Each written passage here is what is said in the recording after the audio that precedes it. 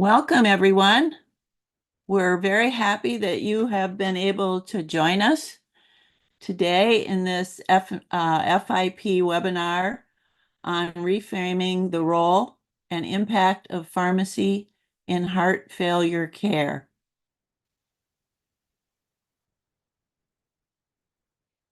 I'm going to be your moderator today. I'm Marianne Ivey, and I am a vice president in the FIP Bureau. And it's my pleasure to be with you today to moderate an excellent program and bring you two experts in the area of heart failure care. So our announcements for you are that this webinar is being recorded and live streamed via YouTube. The recording will be available on our website at www.events.fip.org. You may ask questions using the question box provided. You are welcome to provide feedback to webinars at fip.org. We like your feedback. And we invite you to become a member of FIP at www.fip.org/membership.registration. We're happy to welcome new members.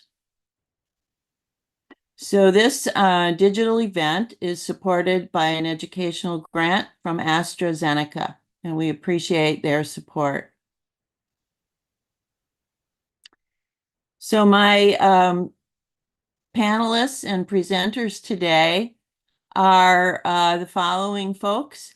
Pukwan Aranmanakul, who is an assistant professor and a faculty of pharmacy at Chiang Mai University in Thailand. So Pukwan will present first, and then Lorenz van der Linden, who's a clinical pharmacist in the hospital pharmacy department at UZ Leuven in Leuven, Belgium, will present his expert area of management of heart failure. And finally, Inez Nunes de Cunha, who is an FIP practice development and transformation projects manager at FIP in the Netherlands, will present on the resources and toolkits of that FIP has for members who need those tools.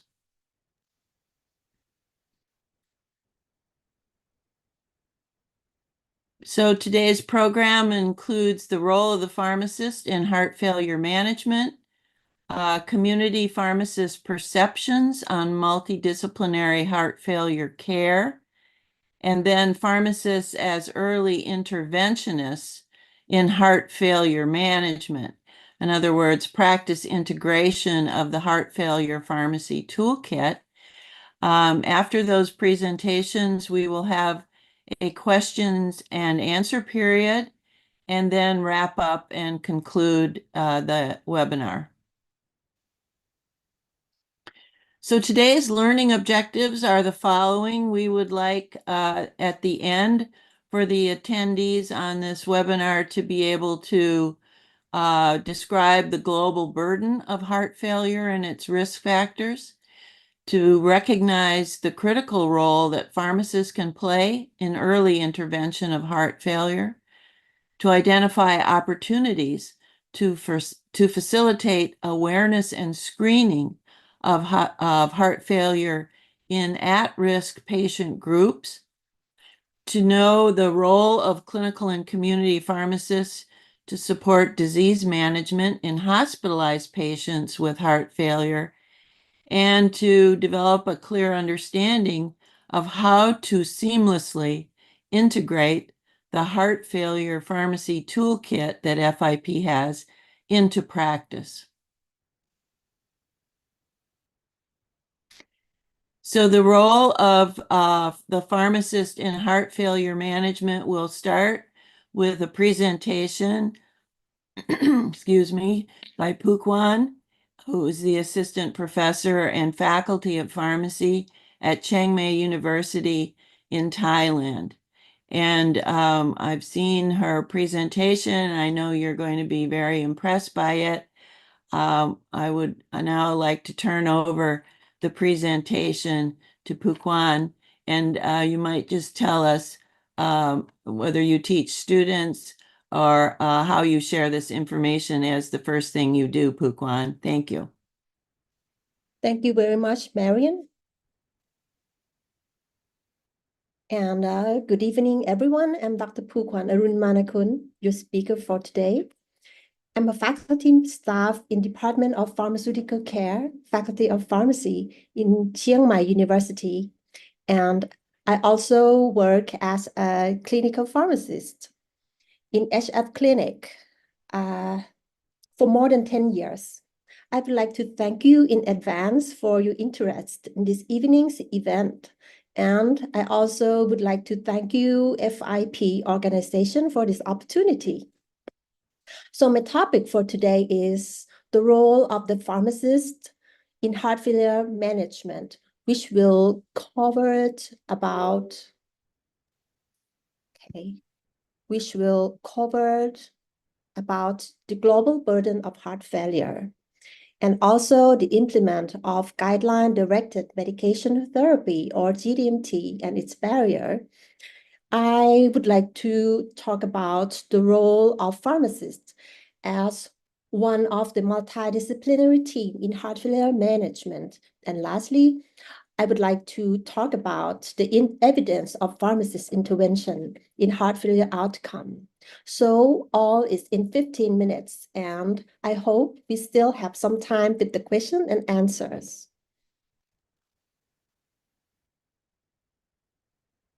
Heart failure accounts for a large and growing burden on patients and healthcare systems. When we considered about the median survival of heart failure patients compared with the general population, we will find that the life expectancy of heart failure patients, whether it is heart failure with reduced ejection fractions right here, or heart failure with mildly reduced ejection fraction, or heart failure with preserved ejection fraction, the life expectancy of them is much less than general population. The life expectancy may be reduced by 4 to 15 years, depend on the age in years. And also the trend in prevalence of reduced ejection fraction and preserved ejection fraction is changing. According to the data from Japan, we can see that the prevalence of heart failure with preserved EF is increasing from 50.6% to 68.7% in 10 years. So the reason why we should focus on the type of heart failure is that each type of heart failure has different recommendations for the use of medications. The so-called medication for the treatment of heart failure are GDMT. And GDMT is leading to the use of multiple medications to treat heart failure. As you can see right here, there are 4 main medications. The first group is the RAS blockades, which consists of ACE inhibitor, ARB, or ARNI. The second medication is beta blocker. And the third group of medication is mineralocorticoid antagonist, or MRA. And the last group is SGLT2 inhibitors, which is the newest one.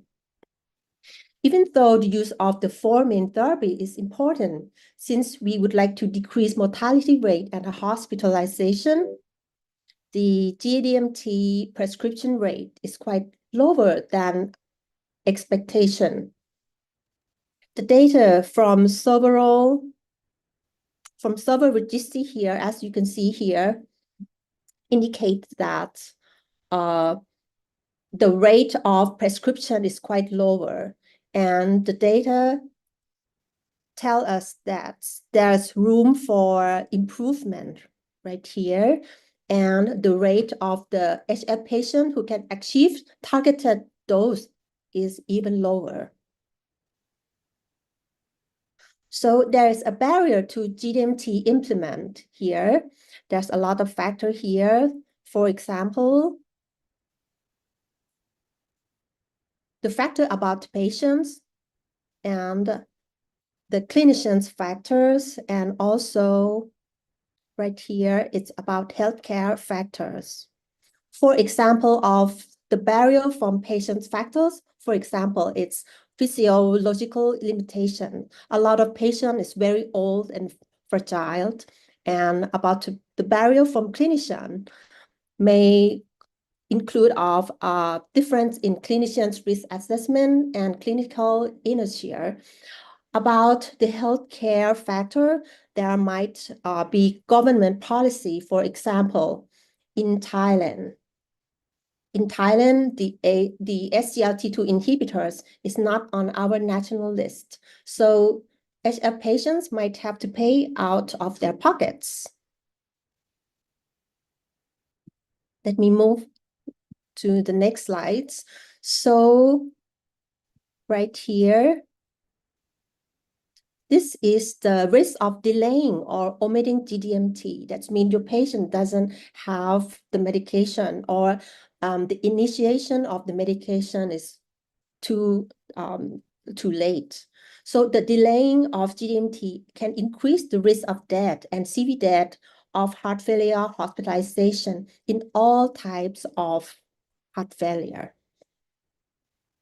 This group is patient with reduced ejection fraction, so the risk is increasing by delaying. And the other side here is heart failure with preserved ejection fraction, which is the risk is increasing as well. For here, the purpose of this slide is to present the possible barrier that can lead to the delaying or omitting GDMT. I would like to focusing on that there are several points that pharmacists can help by reduce all the barrier that I have mentioned above, such as safety. Right here, we can help monitor common side effects from HF medications, such as hyperkalemia, low blood pressure, and kidney injury. We can help with the poor tolerability about medication. We can review potential inappropriate prescription right here. And we can help with the polypharmacy, where we can help manage medication use, prevent duplicating medication, and avoid unnecessary medication. For patient adherence, right here, we can help empowering and provide encouragement for the patients. About the physician inner chair, we can give them information and we can work as a team in heart failure treatment.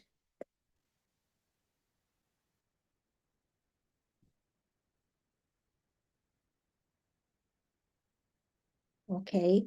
In terms of working involving pharmacists in treating heart failure, I would like to give an example of our clinic where we can work together with cardiologists and practitioner nurses. Our clinic was established since the year of 2009 until present. We have approximately 400 active patients at the clinic for right now. So the role of pharmacists in the clinic here involved with medication reconciliation. So we review all the heart failure medication and be focusing on GDMT optimization. We also review all non-HF medication, and we will focusing on any medication that can cause worsening heart failure. Then we'll take patient history regarding herbal medication and supplements that the patient is taking along with the heart failure medication. Most of our patients are on diuretics, as you already know. So most commonly, diuretic that they use is furosemide or Lasix. We can teach patients to adjust their own diuretic dose, which can help reduce hospitalization for fluid overload. Some patients have lots of comorbidities, such as atrial fibrillations or LV thrombus, which require the use of anti-coagulation therapy. So we can recommend appropriate dosage of warfarin or DOAC for this patient as well. One of the biggest challenge is medication compliance, as you already know. It will be very difficult to use medication correctly when you're taking multiple medications. We can help explain the purposes of each medication to patients and tailor the medical plan to make it easier for the patient to use. When we encounter problems with medication use, we can communicate with the physician and nurses verbally or in writing. The communication is very important, and I think it can help us find the best solution for the patients. So there are many things that patients are curious about and would like to ask us about the illnesses and the medications. I think we are in a very good position to provide advice. This is a table. The next slide is the table of some selective medication that can worsening the symptoms of heart failure. One such drug is the NSAID right here. NSAID is a class of pain reliever that can worsening kidney function and may worsening symptoms as well. There are some diabetic medications that they may increase the risk of causing fluid overload, such as thiazolidinedione here, which we should help screening and preventing use in patients with heart failure. In our clinic, we'll teach the patient to use flexible diuretic regimens. So most of the heart failure medication are taken at prescribed time, but there are diuretics which patient can adjust the dose by themselves by weighing themselves every day. So they should have been explained how to use diuretic by a pharmacist or nurses to ensure that they can taking their diuretic correctly. So in the final part of this talk, I would like to share some information from the study that I have had the opportunity to do with my colleagues.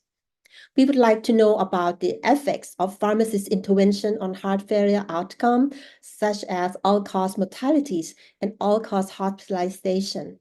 Therefore, we did a systematic review and meta-analysis by selected RCT studies, evaluate pharmacist intervention compared with usual care in adult heart failure patients.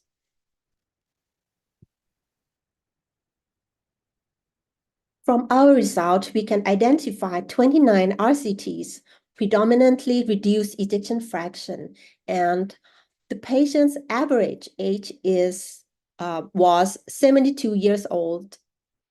We have found that the pharmacist intervention can be divided into 5 types. The first type is the intervention to optimize GDMT. The second type is to enhance the patient's adherence. The third type is to provision of patient counseling. And the fourth type is the medication reconciliation. The last one is the identification and mitigation of adverse drug reaction.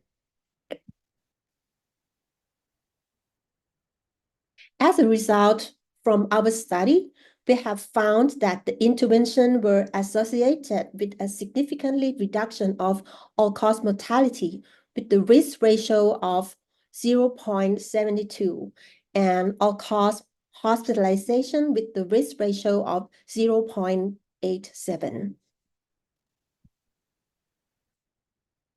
We also found that the intervention can significantly increase the SF-36 score right here in terms of role, physical and mental health, and also significantly improvement in Minnesota living with heart failure score. After that, after this study, we also conduct a study on cost effectiveness analysis on pharmacist contribution in heart failure setting compared with the usual care in Thailand. We developed the Markov model right here. This is our Markov model to estimate the cost and the outcome from a healthcare perspective in our country, which is Thailand. This study was conducted in the year 2020. From the result, we have found that the pharmacist intervention can provide more quality adjusted life years than usual care here, from 2.4 years to 2.8 years. So this can yield the ISR of $3,288 per QALY, which is considered cost effectiveness at the willingness to pay level of Thailand at this current situation. So I would say pharmacists may represent good value for the healthcare resources. In conclusion, I would like to say that we might check on the LVEF to make sure that we are on the correct way to treat the patient. And we would like to promote it using GDMT to improve heart failure outcome. We would like to involve a pharmacist to overcome the barriers to GDMT implementation.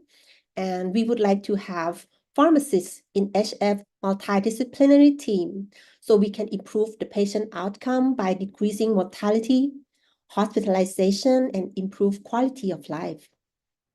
And this is the end of my presentation. If you have any question, you can feel free to ask me after all the presentation. And now I will pass you over to Dr. Marianne and Dr. Rollins. Thank you very much. Thank you very much, Puquan. That was an excellent presentation, and it's nice to know that this will be that this webinar is being recorded so that people can look at it again if they want to study your slides some more and hear what you've said. So thank you for the excellent information, and we appreciate your presentation. So I'm going to move on now to the next speaker. Our next speaker is Professor Lorenz van der Linden. He, as we said before, is a clinical pharmacist in the hospital pharmacy department at UZ Leuven in Belgium. He is also a senior researcher there. And just to tell you that after defending his doctoral thesis on medication use in older adults, his interests shifted increasingly toward cardiovascular pharmacotherapy, including the management of heart failure, which he's going to talk to us about now. So Dr. van der Linden, please, it's your time to present. Excellent. So normally, here, there we are. So well, first and foremost, thanks for the invitation. I'd also like to give my congratulations to the previous speaker for an excellent overview of the evidence so far on pharmacist interventions in heart failure. My original title was Community Pharmacist Perceptions on Multidisciplinary Heart Failure Care. But I think perhaps the title could also be pharmacists, they should be involved in multidisciplinary teams, particularly in heart failure. First, my conflicts of interest. Well, I have none to declare, except that I'm a pharmacist myself. This is just a small thing. I'm active in UZ Leuven, the University Hospital of Leuven. It's a big hospital, almost 2,000 beds. And here, if you take a look here, this is the emergency department. So like this noon, I am working at the emergency department. We see there about 200 to 250 patients per day, and a third of them are admitted to the hospital with a very large prevalence of heart failure. So we see a lot of heart failure patients, actually almost even too much to manage within one shift. And that's also my background. So I see a lot of heart failure patients who are admitted acutely in the hospital. A lot of them are older adults. I also see them at the clinic and when they get discharged from a geriatric ward. So I think most of my expertise lies within this specific domain, just as a short background. I'd like to start with an introduction, and that introduction will also be my conclusion and will also be my index for today. And it will be fully in line with the previous presentation and by the previous speaker. So this will be also my conclusion. Heart failure, it is on the rise. The prevalence is increasing.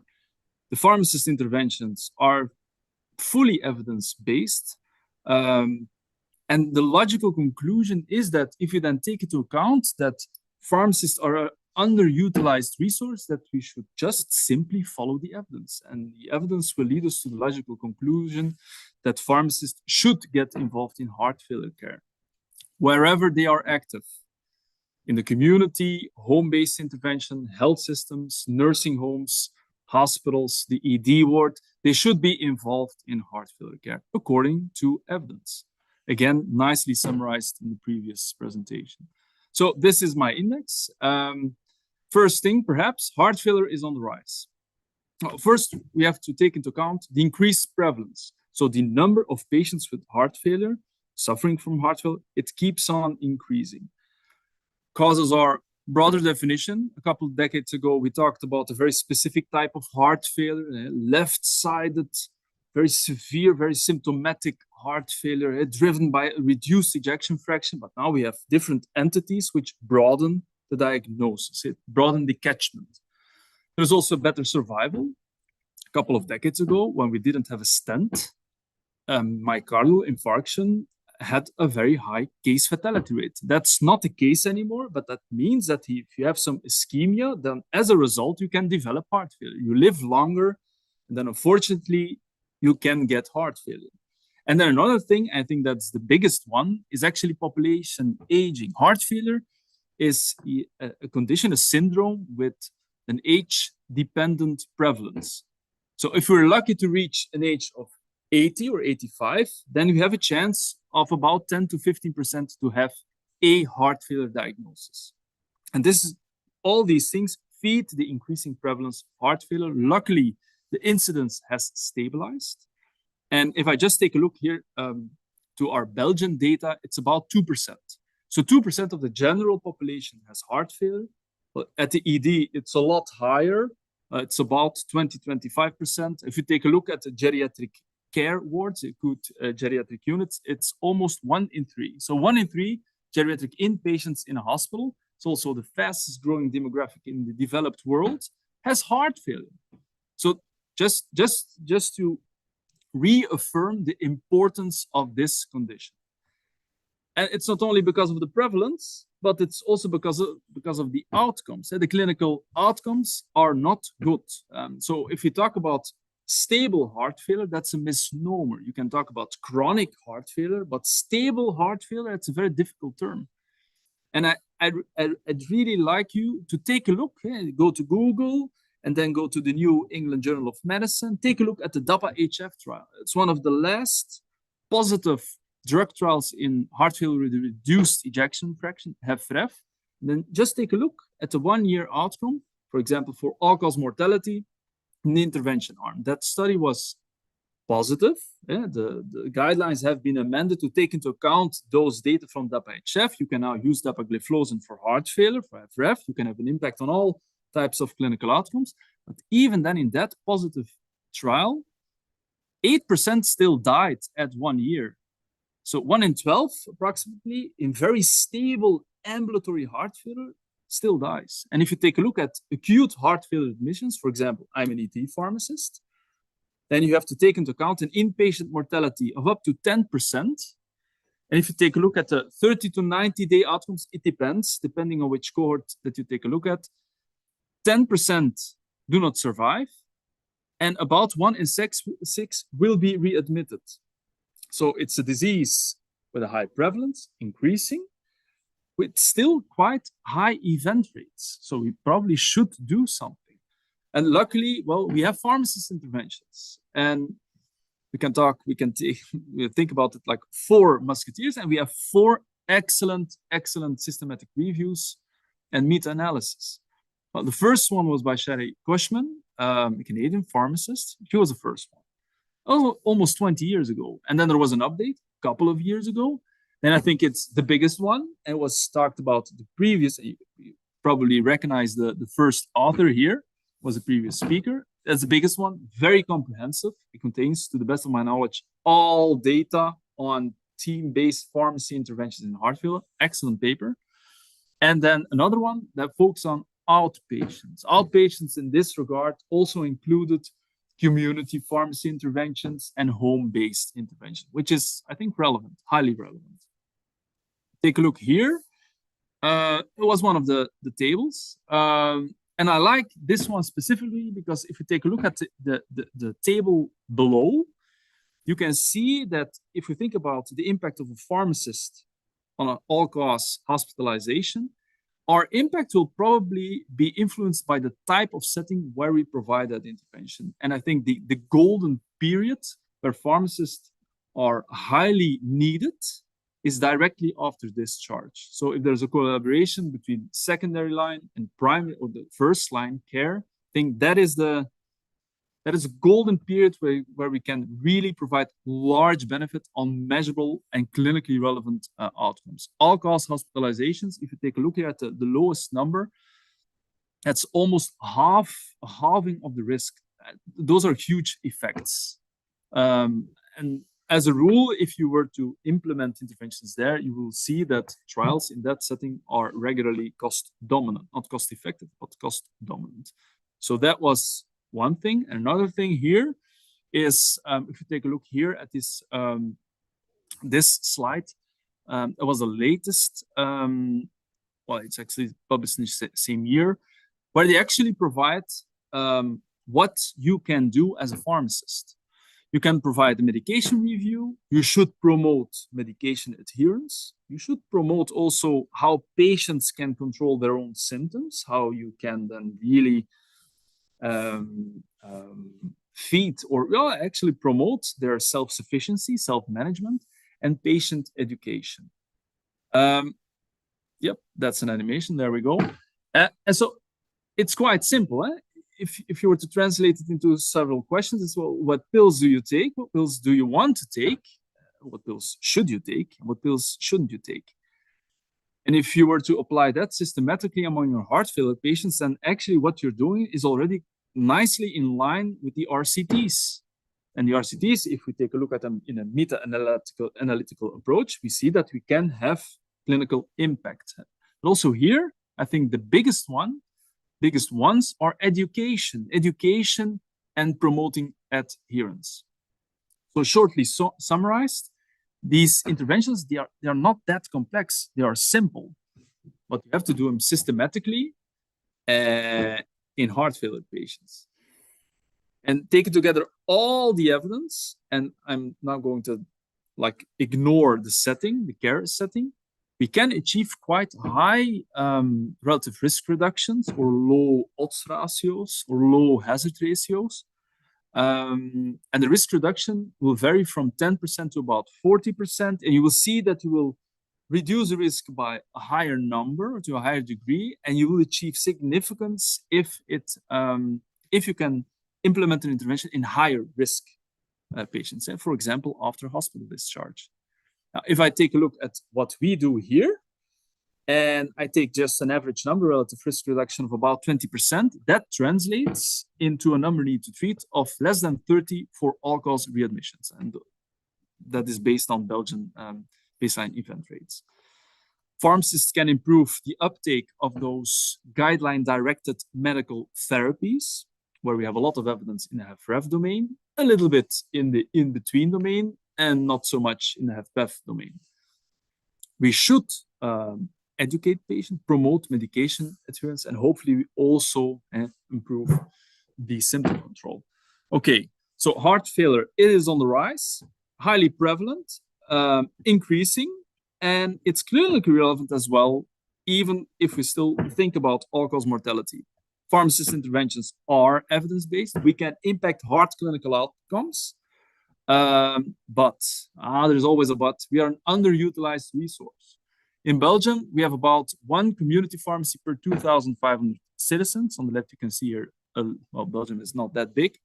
You should take a look at the blue dots. The green dots, they are actually temporarily closed. 80% is independent, so it's not part of a chain, a pharmacy chain. If you translate that to the number of heart failure patients, it comes down to about 50 heart failure patients per community pharmacy. which is quite doable if you ask me. That's quite doable, because most of them will have chronic heart failure. Luckily they will not have advanced heart failure, and if they have advanced heart failure, then unfortunately that period as a rule is limited in time. So that's quite doable. There's also some new legislation which allows community pharmacists to take proactive action in clinical care, in providing clinical care. They can be involved in certain care pathways, for example, blood pressure measurement, but even then it's mostly about the logistics and reimbursement. There's actually quite limited clinical impact. There's also a concept of the home pharmacist. Well, in Dutch, it's the huisapotheker. I think the best translation is a personal pharmacist. And then the community pharmacist, who is a personal pharmacist of a specific Belgian citizen, can reconcile the medication and derive a list, keep it updated, and store it on an online repository called Vitalink. And then Vitalink, we can access it here in the hospital, and it makes our job and life a lot easier. They can also administer vaccines, limited, and can perform medication review. That's quite novel, actually. But the focus is mostly to discontinue chronic hypnotic use, so not really aimed at improving heart failure therapy. So what about heart failure? Are they involved or not? And this is just an example of how we try to address this need, this heart failure need, in the larger Leuven region. We have a care program, Hartfalen Leuven. It's part of a care program specifically for this, well, again, care network. It's called Zorgzaam Leuven. And within that package, we also provide dedicated or targeted support for pharmacists, for community pharmacists who are active as a personal pharmacist. And then to see what their viewpoints were and how we could perhaps further support their needs in providing heart failure care in the community pharmacies, we performed a qualitative study. So in Leuven, it's about 100,000 inhabitants. There were some interviews, and the goal was actually to perform a thematic analysis and then to get some ideas about the potential role, barriers, and the perspectives of the involved community pharmacists. We had 13 of those semi-structured interviews, and you will see that there was one male, and the other ones were all females, and that is actually quite nicely in line with the sex distribution in Belgium. Most of us are female. I've selected just some quotes so that you can get an idea about how they think about heart failure and what they believe they should do themselves. So one pharmacist said, well, we don't know who has heart failure. Yeah, we are quite unsure. We don't have that information from our general practitioners. We don't have readily access to the physician's medical records. So those are clearly barriers. And that's an opinion that you come across frequently in such qualitative studies. And there's a lack of communication, a lack of the flow of information between caretakers. Someone else stated, yeah, we are confident. So you have the secondary setting in the hospital, the primary care setting, okay, GPs and home nurses, but we are actually even more approachable, more accessible. And most likely it's easier for patients to come to the community pharmacist than get a meeting with a GP, and so we're accessible and we should be utilized. And this was then summarized into a thematic matrix, and I've summarized the text here below. So the important assets were, well, pharmacists, they provide easy access. They have a lot of pharmacological expertise. We are trained in this domain. It's our job.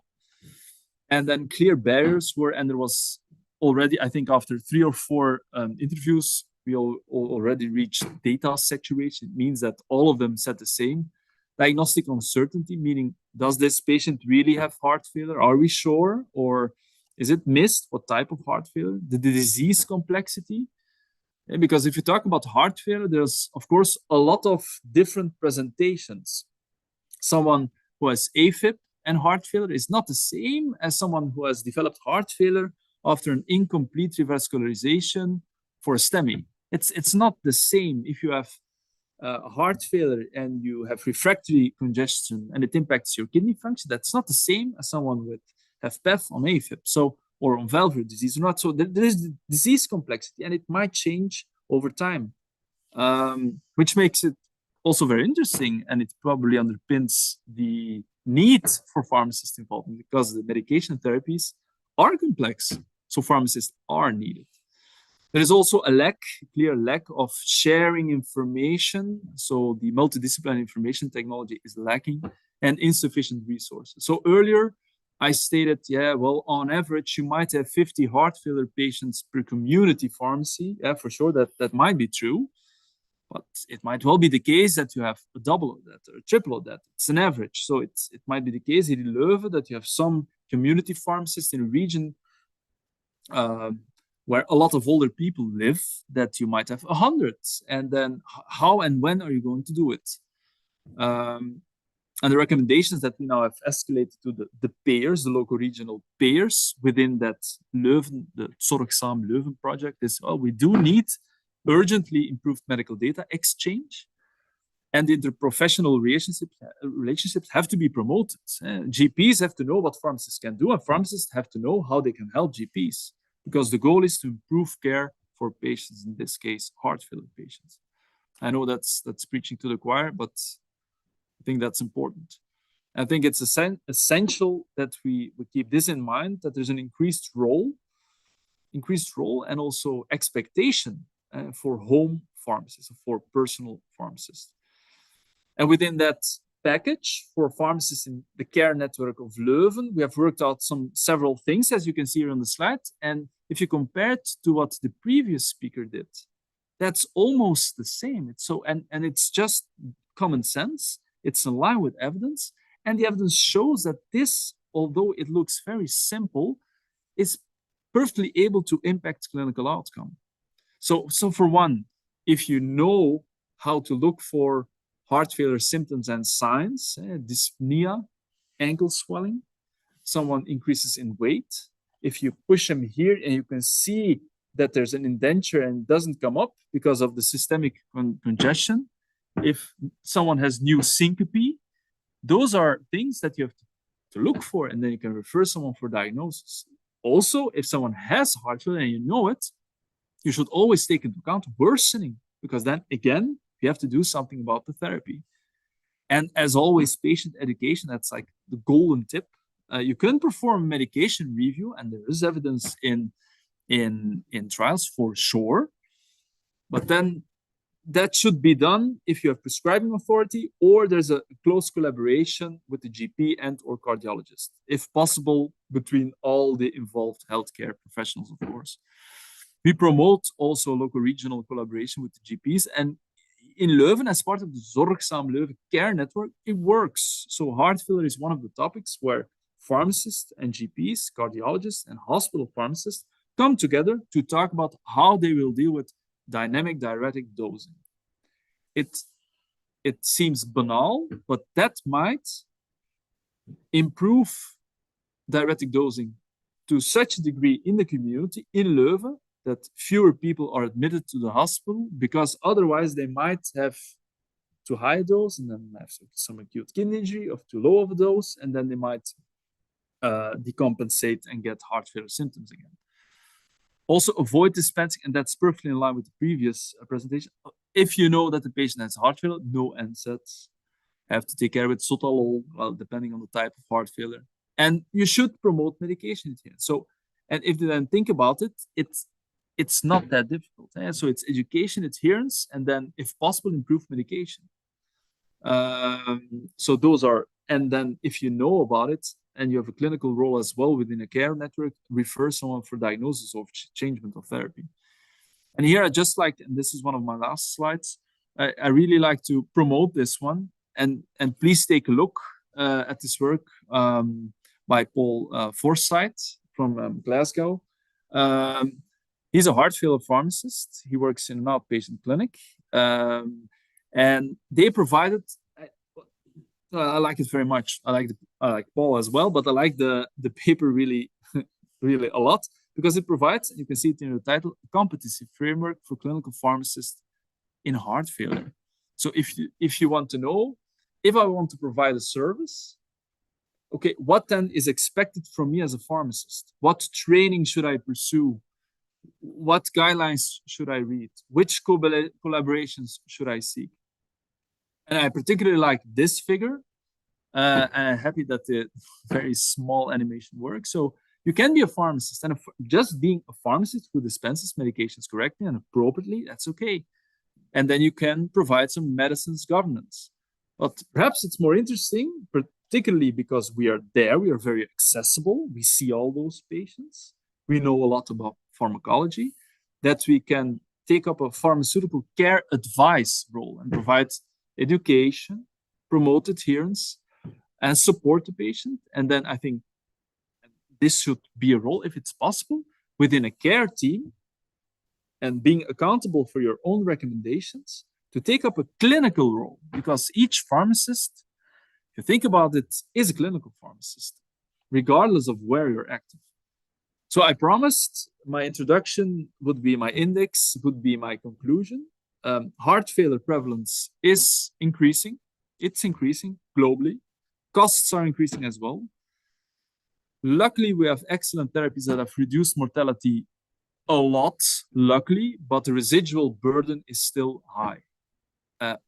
Fortunately, we have evidence on the benefits of pharmacist interventions, pharmacist involvement in a team where they focus on medication use, adherence, education. Again, adherence and education, I cannot promote it enough. But, well, in hospitals, we are quite stretched thin across the globe.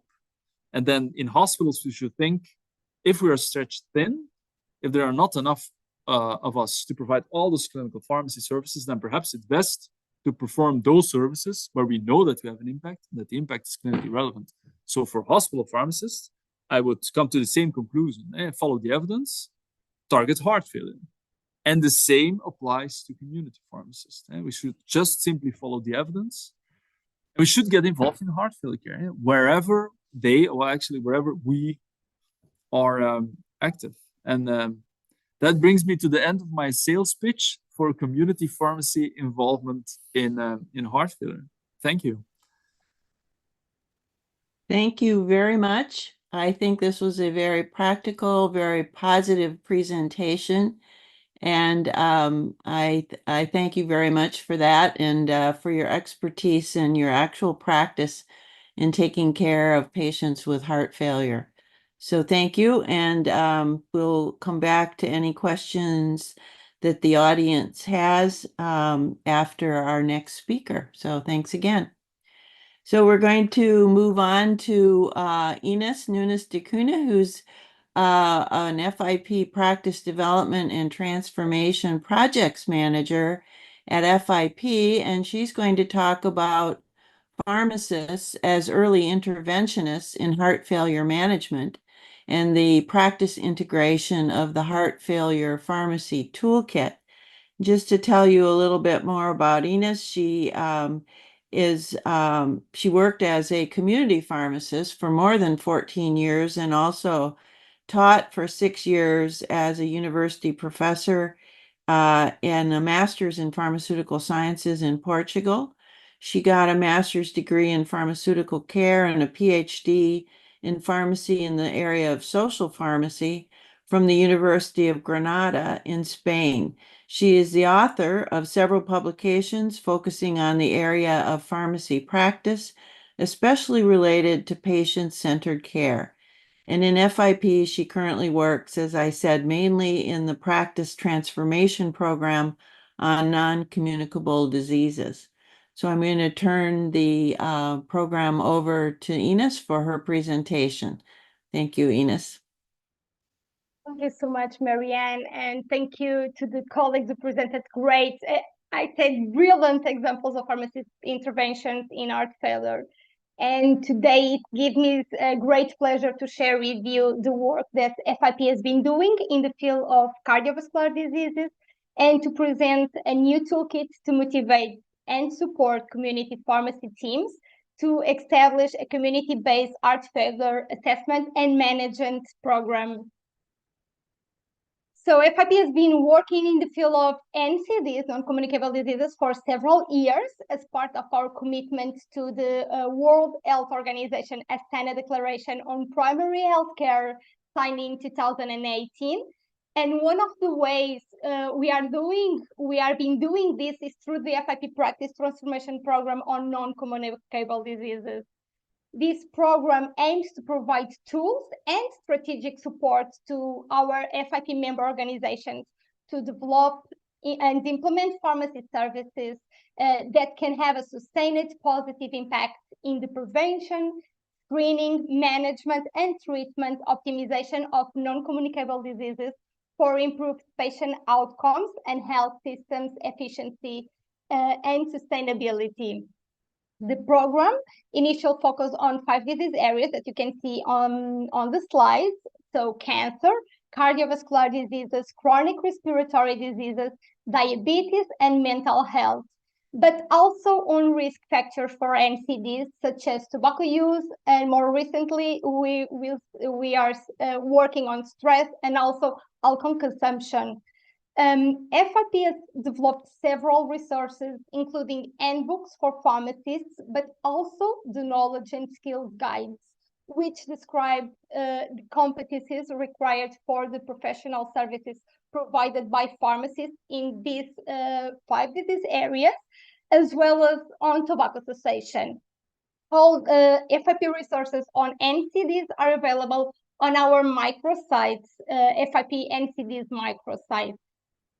FIP publications in the field of cardiovascular diseases include the 2 publications that you can see on the screen, and for pharmacists and the cardiovascular diseases knowledge and skills guide, which describes the knowledge and skills pharmacists need to provide effective cardiovascular disease services. And these 2 publications are also available on the NCDs microsite, and you can now use your phone to scan the QR code and to go directly to these 2 publications.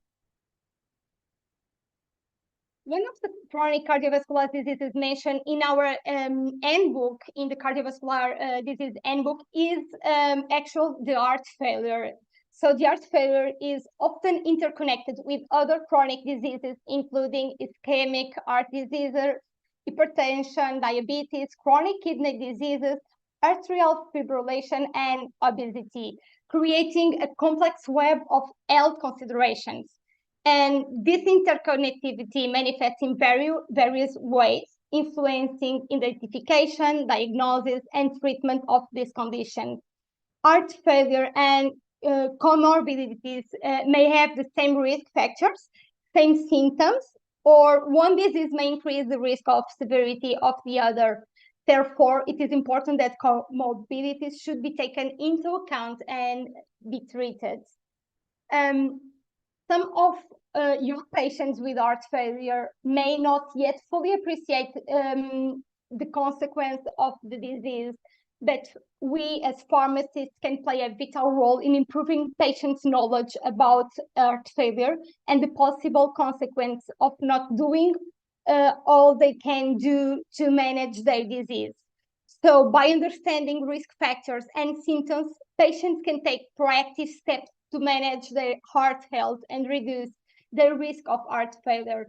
And we as pharmacists, we can improve patients' knowledge of heart failure by, for example, providing easy to read, accurate, and up-to-date heart failure education materials, explaining key terms and tests that a patient may need, using patient-friendly and accessible language, providing information about the impact of the disease, that this disease can have on daily activities and quality of life, and also guide patients to primary care services as needed to reduce the risk of hospitalization and readmission.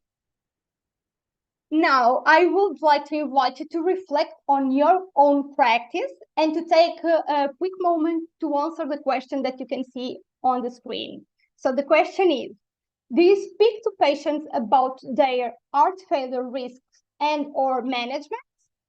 So A, yeah, I regularly and consistently discuss heart failure risk and or management with my patients at a level I am happy with. B, yes, I occasionally discuss heart failure risk and or management with my patients, but I would like to do more to help them. C, no, discussing and managing heart failure is rarely part of my practice. And D, no, I am unsure of where to start. So I give you 10 seconds to think. You can share if you want on the chat.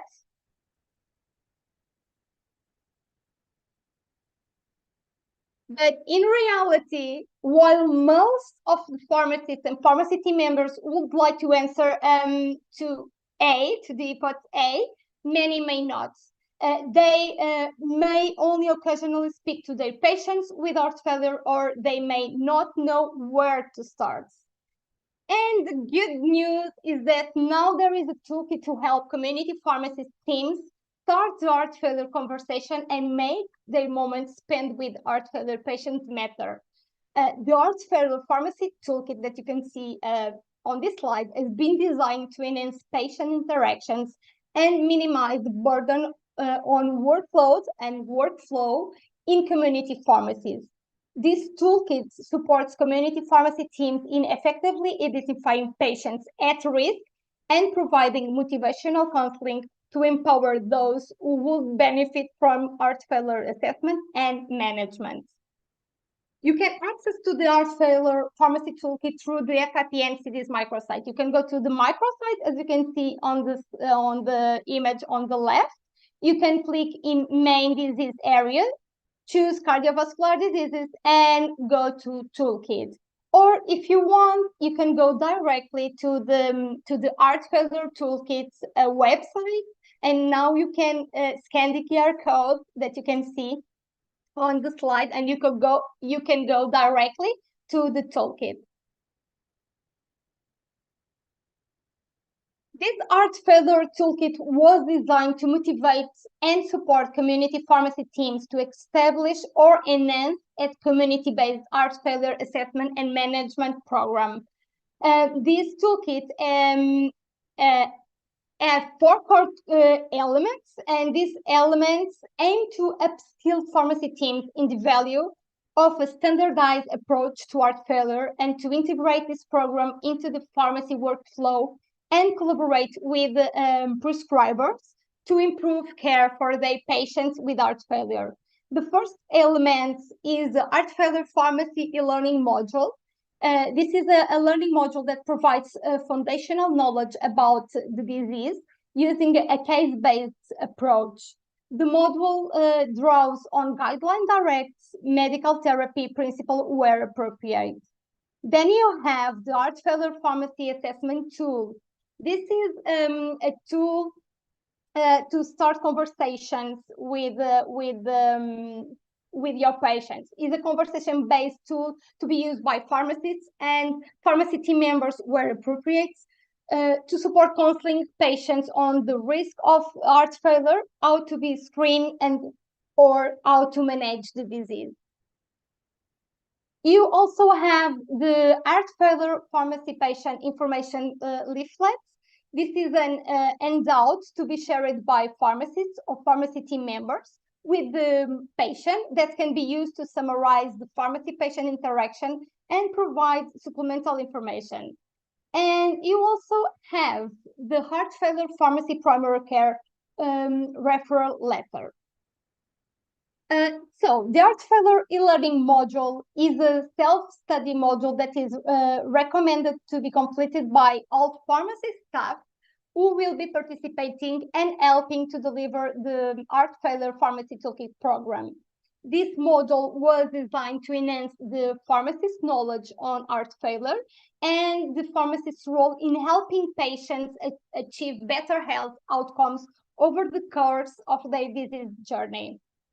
In this module, you will find several chapters with content to help you better understand this disease and its comorbidities, how to manage heart failure, and the role of the pharmacist in heart failure care. You will also find in this module a case study. You will also find module key learnings and learning checkpoints to help you to check if you get information. And at the end, you have a glossary of common terms.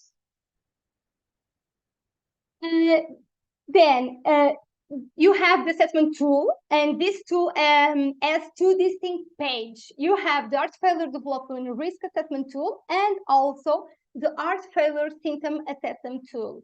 The risk assessment tool was designed for pharmacists to help them provide a standardized patient-pharmacy conversation flow to support identification of those who may be at risk of developing the disease. In this document, you will find a flow charts of questions you should ask to your patients to understand if they are really at risk of developing heart failure. You will also find conversation triggers for patient consultation about the risk of developing heart failure, suggested counseling points for at-risk patients, and at the end, you can find a reminder about the importance of reporting symptoms to facilitate early diagnosis and management of heart failure risk. You, in the other tool, the symptom assessment tool, this tool was designed for pharmacists to help them provide a standardized patient-pharmacist conversation flow to support the monitoring and assessment of heart failure symptoms. It is designed as a prompt to start a conversation on the importance of symptom monitoring and symptom management to help prevent hospitalization.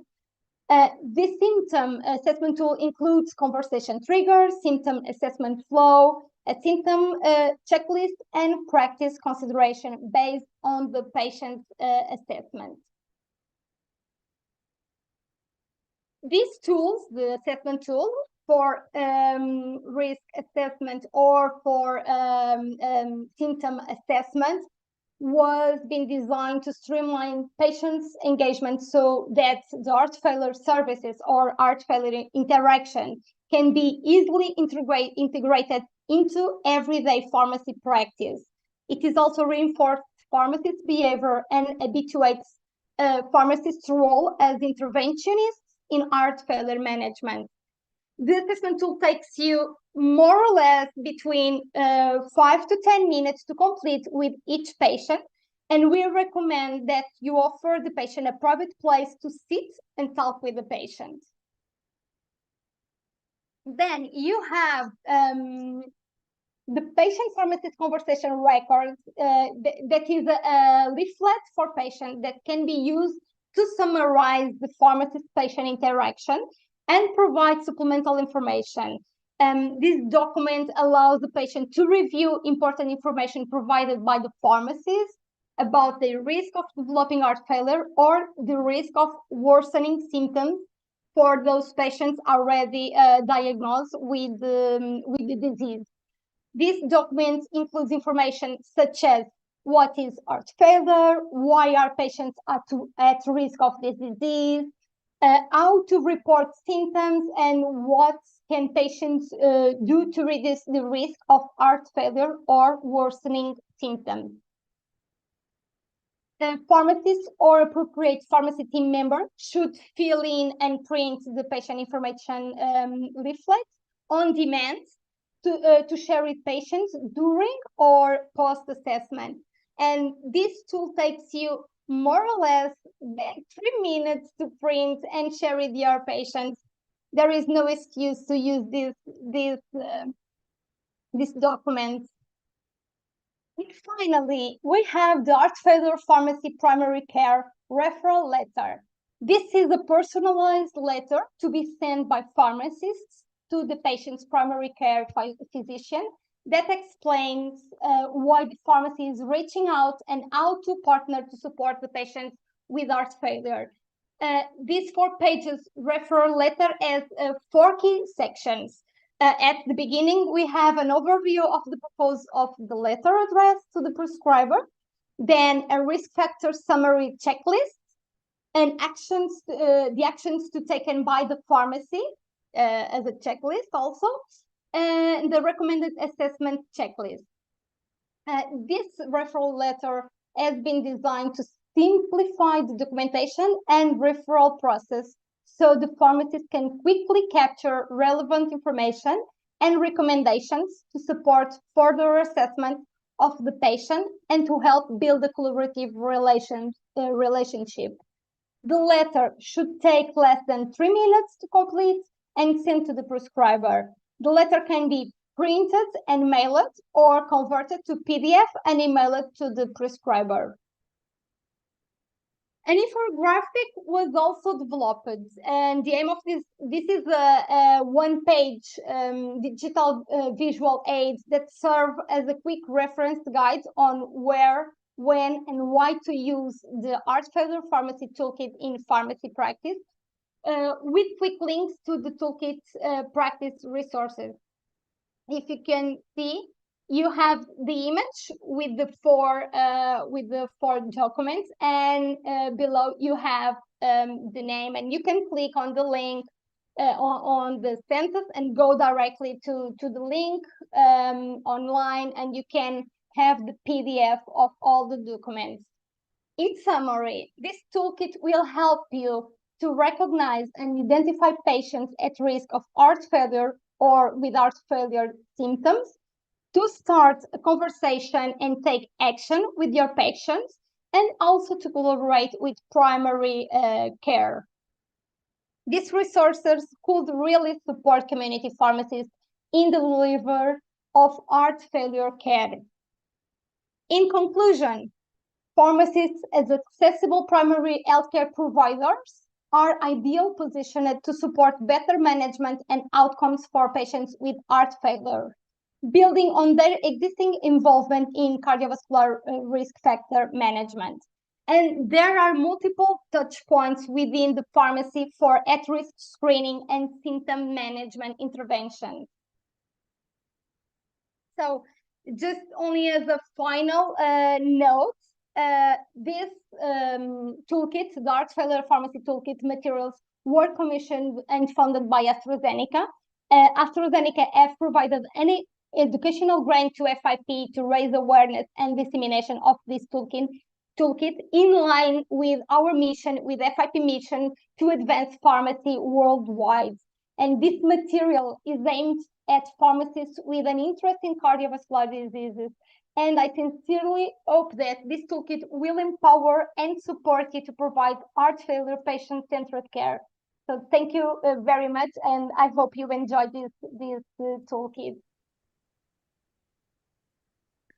Thank you very much, Ines. I think that was a wonderful presentation, and it's very nice to know after a presentation like this from our three experts that there are resources to use to follow up and to gain more confidence in taking care of patients.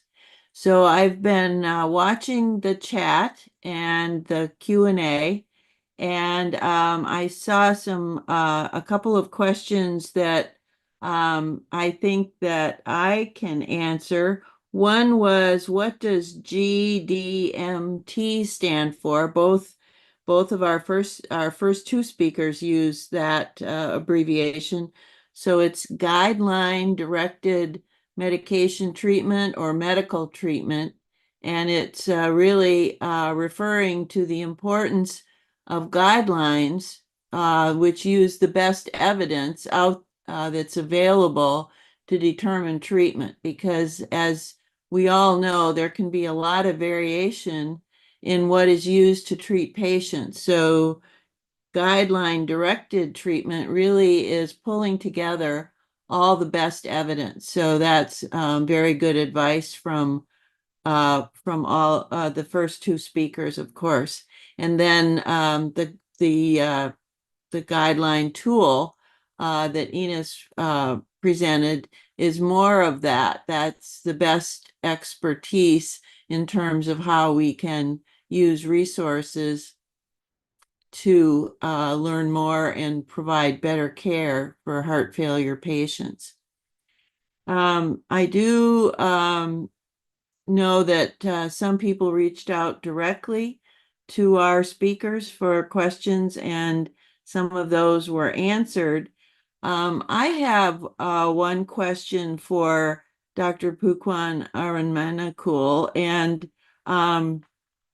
I wonder, Pukwan, if you have any, you talked about the importance of having patients manage through managing their diuretic regimens.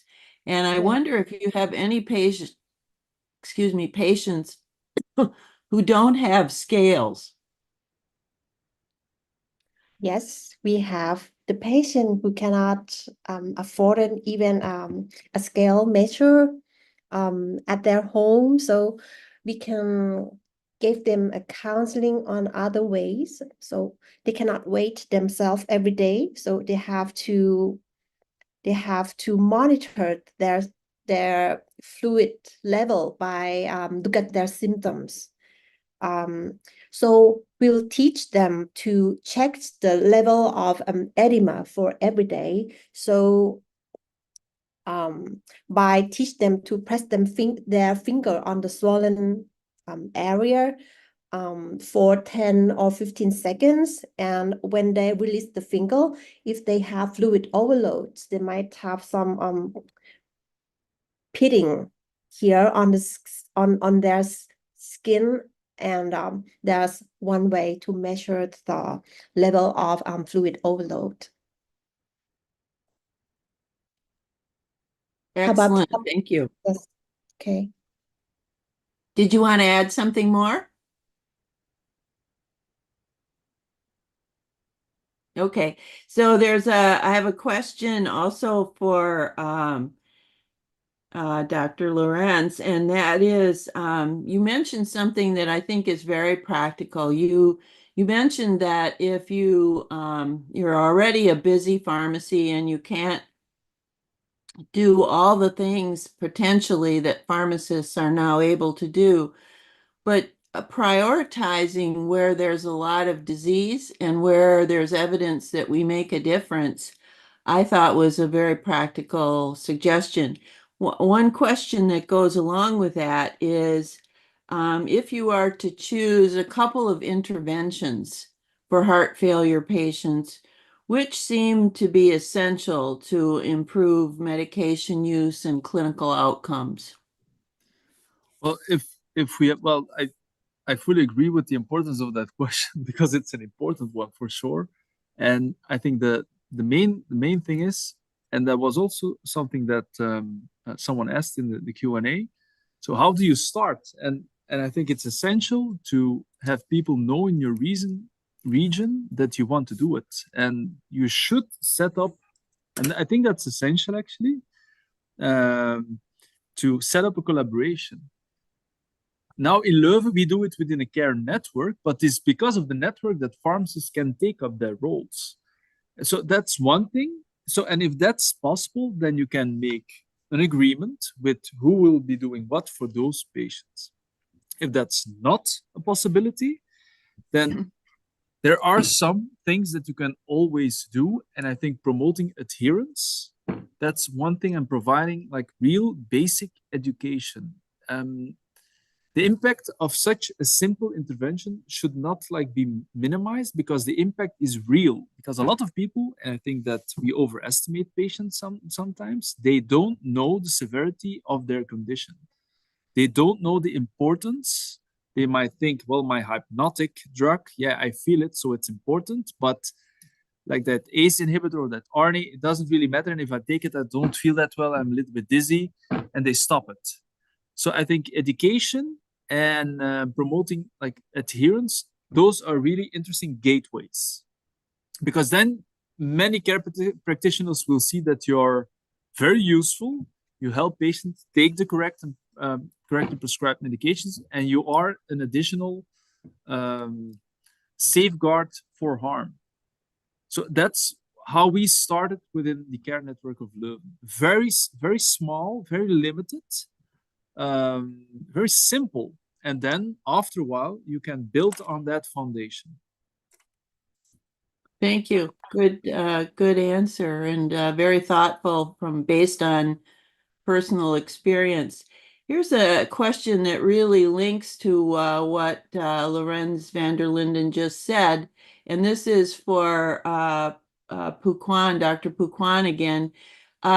You mentioned other issues of helping patients managing the safety of the medications they're using, because inappropriately used, or if there's a change in the patient's clinical status, medications that were initially good for the patient become problematic. And I'm thinking about potassium, for example, and the diuretics. Can you give us some examples of specific safety issues related to medications that you help patients with? Okay, thank you for the questions. I would like to mention beta blocker first. At the first periods of time, probably 1 or 2 weeks that the patient begin their beta blocker, they might feel a little bit tired than before. So we can counseling the patient on that, that the symptom will not last long. It will happen for just a couple of weeks.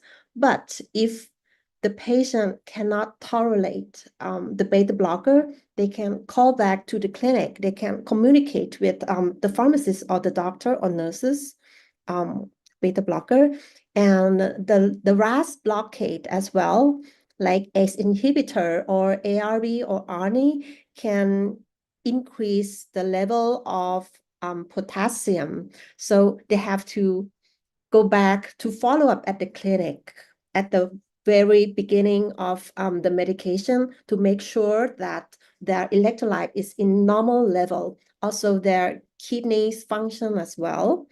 And the MRA, we have to monitor closely about potassium as well. This is some point of safety that we should monitor for the patients.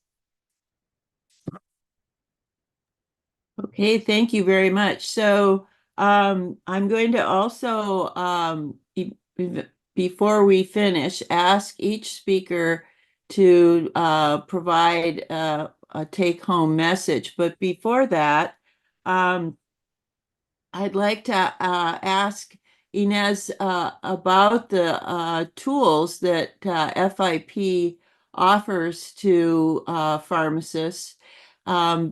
This one on heart failure, as you explained it to us in this presentation, could be very, very helpful. What other tools does FIP offer in other probably non-communicable diseases that community pharmacists and hospital pharmacists in clinics can use? Thank you so much for your pertinent question, Marianne. As I said in my presentation, we work primarily in 5 disease areas. So we have 5 handbooks for pharmacists in cancer, cardiovascular diseases, mental health, chronic respiratory diseases, and diabetes. And we have also a handbook in tobacco cessation. We have a lot of work in tobacco cessation, as this risk factor is transversal to all of the non-communicable diseases that I have mentioned. But regarding the toolkits, we have not only this one that I have presented today, the heart failure one, but we have also more toolkits for pharmacists that are great documents, and they help us and empower us with the tools necessary to improve intervention. So we have the heart failure one, the chronic kidney disease. Also, since last year, we have added this toolkit to our NCDs microsites. And since last month, we have also included the COPD toolkits that I will present on the 20th of November, the World COPD Day. But we have already these toolkits available online. And also we have another toolkit on chronic disease, how to implement services in chronic disease in general. And I will present also this toolkit on the 23rd of October. So you are all invited to be in these webinars, but you can have already these materials online, and you can go and have your download. So thank you so much, Marianne, for your question. Okay, thank you. Lots of resources available from FIP. So I'm going to go back to each speaker and ask each to provide a practical take-home message for pharmacists who are listening to this webinar. So I'll start with Dr. Pookan. So you want to start with your take-home message?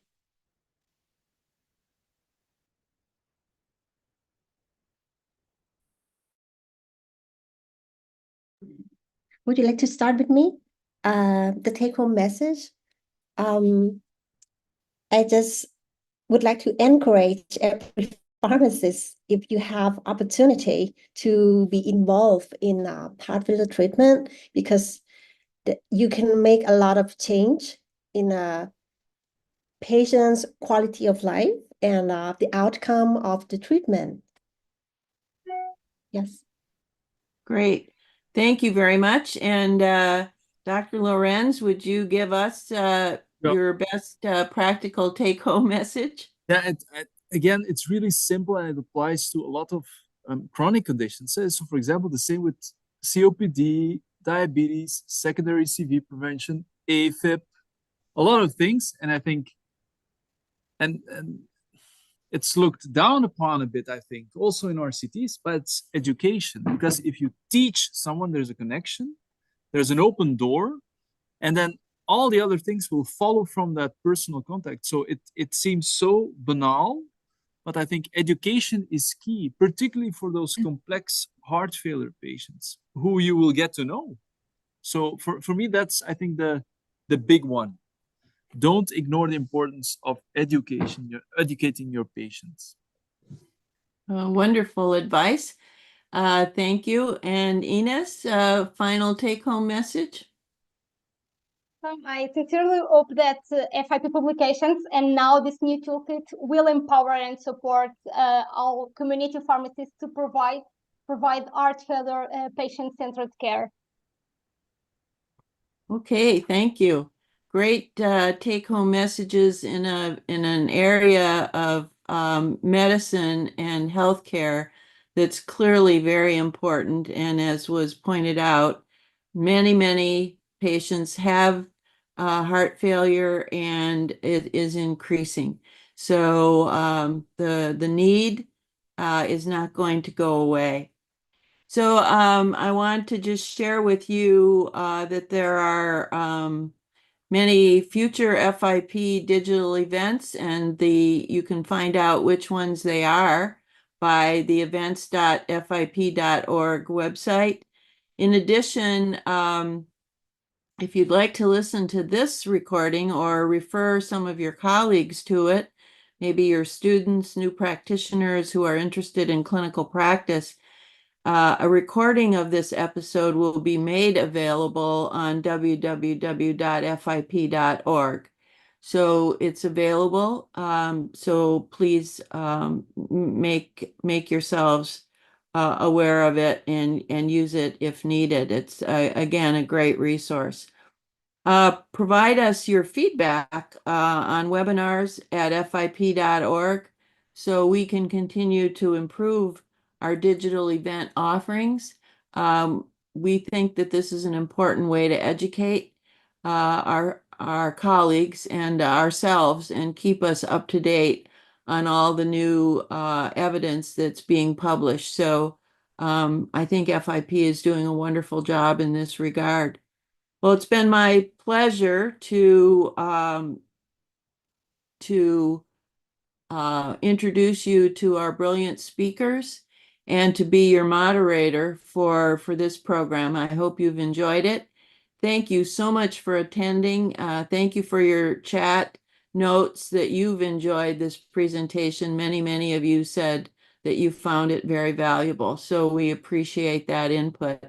And with that, I'll say goodbye to everyone and have a great rest of your day or evening or whatever you're about to do. So thank you. Thank you very much. Thanks.